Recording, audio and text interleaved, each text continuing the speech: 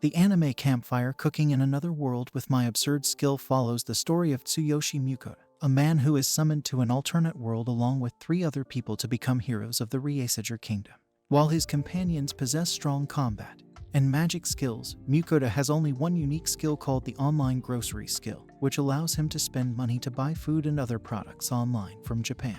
Mukohda convinces the royals that his skill is useless and would want to live a simple life and accepts money to quietly disappear. As Mukohda leaves the kingdom, he finds out from a merchant that the Reijseger Kingdom is about to be destroyed and rumors about the border to a neighboring kingdom will close soon.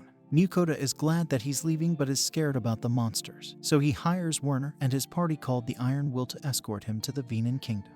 During the escort, Mukohda provides them with food by using his skill but discovers later that Japanese ingredients can boost the status of the person's health and magic. So, Mukohda decides to keep it a secret, knowing that someone might discover his skill and try to take advantage of it. One night, while cooking a meal, a legendary monster called Fenrir appears and demands to taste Mukohda's food. The Fenrir is impressed with Mukohda's cooking that he insists on becoming his familiar in exchange for 3 meals a day. After calculating how much money Mukohda has left, he realizes that he will need more money to feed the Fenrir and needs employment immediately.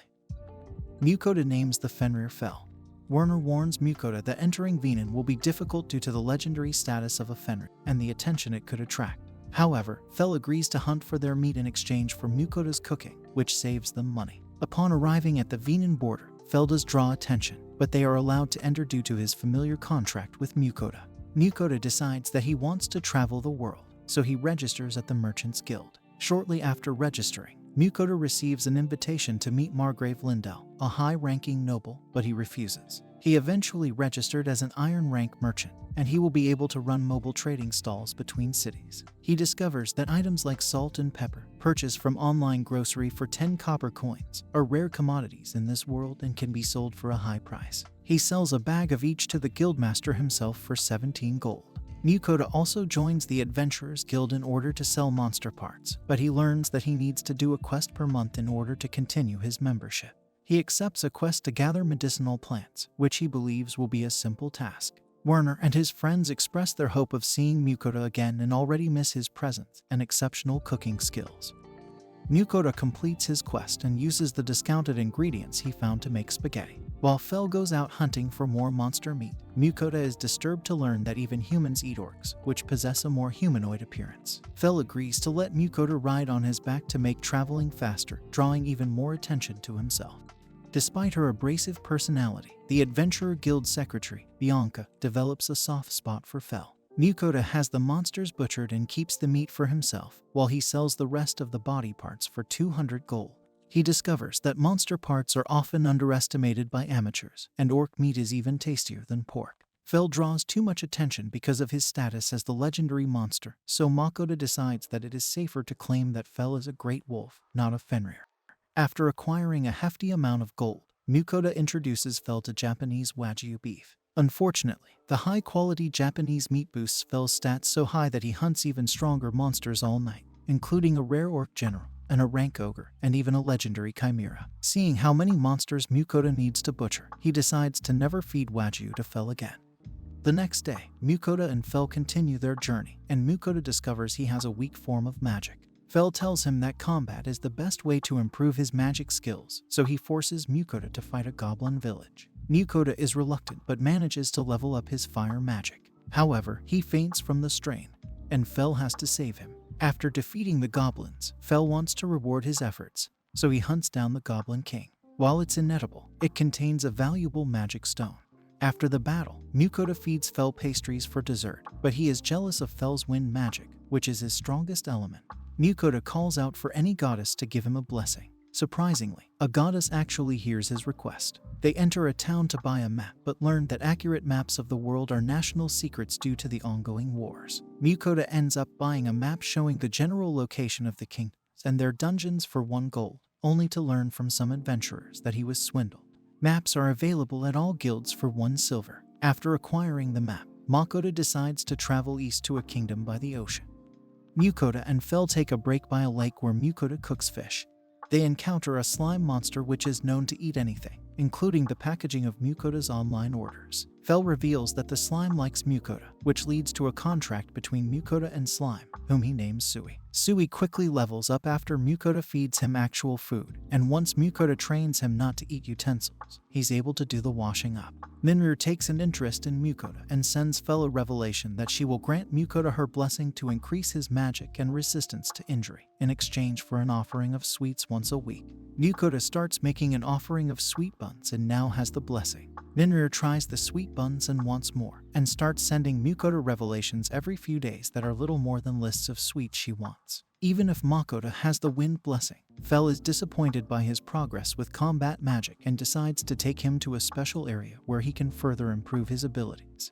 Fel takes Mukohda to a dungeon and forces him to enter to fight monsters and rapidly improve his stone bullet magic.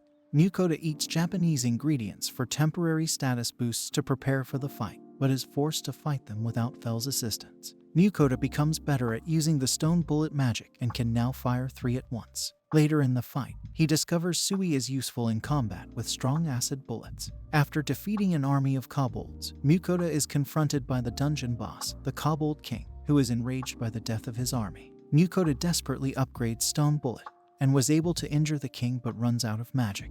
Fortunately, Sui manages to kill the king instead and levels up while Mukohda passes out. Mukohda wakes up a little while after and discovers that Sui can now speak and refers to Fel as Uncle Fel. While they have both leveled up, Mukohda is disappointed to find out that Sui is stronger than him. However, he still treats everyone with huge helpings of oyakodon made with stat-boosting Japanese ingredients. Fel takes Mukohda through Griffin territories, which terrifies Mukohda. Along the way, Makohda discovers rare healing mushrooms that can heal stab wounds and broken bones. Sui eats one and eventually gains the skill to produce multiple types of healing potions, including a powerful potion that can save people from death. Later on, a griffin challenges Fel to a duel to prove himself as the strongest griffin. Fel wins the duel and Makohda uses Sui's new potions to save the griffin. After the duel, Mukohda notices that Fel was also injured in the duel, which is something that only a few have achieved against him, and as a result, the other griffins have agreed to have Griffin be the next leader. Griffin gives Mukohda a feather that guarantees him safe passage into Griffin's territory forever. Fel realizes that Mukohda has forgotten his offerings to Ninrir, and is very furious about it. After 6 weeks on the shortcut, they exit the Griffin territory and find a caravan under attack by bandits. Fel roars and scares the bandits, making them surrender. Lambert invites Makohda and the others to accompany him to Kerlina, which is the city that Makohda and the others are heading to. Mukohda and Fel travel with a caravan to Kerlina city. On the way, Mukohda realizes that rumors about Fel have spread throughout the kingdoms, making him worried that they have drawn too much attention. Upon arrival, Mukohda discovers that his adventurer's membership has been revoked because he has not completed any quests in over a month.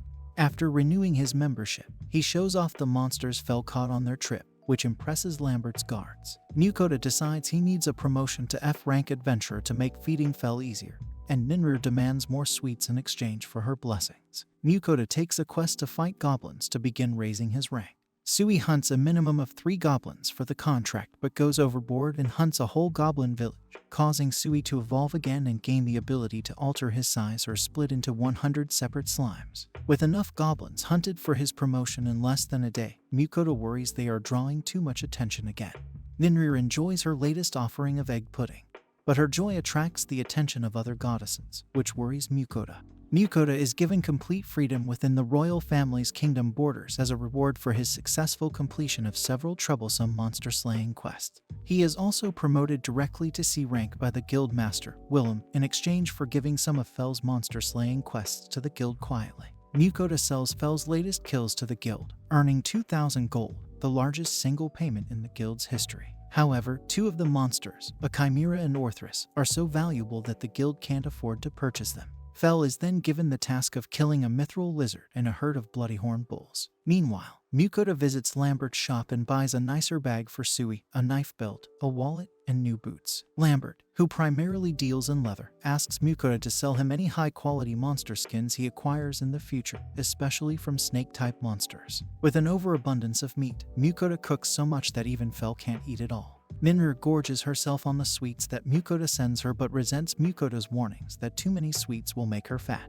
The other goddesses become intrigued by the otherworldly food that Mukohda sends Ninrir. Mukohda and Fel go on a quest to hunt a mithril lizard in a herd of bloody horn bulls. Fel easily kills the mithril lizard, and Mukohda collects valuable mithril ore from its body. With Sui's help, Fel manages to hunt down the entire herd of bloody horn bulls. At the guild, Mukohda learns that the city lord will likely want the mithril lizard as a gift for the king, along with the location of the undiscovered mithril ore, in exchange for 5,000 gold. After a feast of bull meat, Mukohda prepares an offering for Ninrir, but he is interrupted by 3 other goddesses who offer their blessings for otherworld offerings. They reveal that Ninrir is a cheapskate and only gave Mukohda a minor wind blessing, despite his lack of affinity for wind magic. Mukohda receives blessings from Earth Goddess Kishal and Fire Goddess Agni. As he has no affinity for water, the Water Goddess Rusalka blesses Sui instead. Mukohda offers a large box of sweets for the goddesses to share. Fel is impressed with Mukohda and Sui's new powers and decides to hunt the snake monster that Lambert had requested.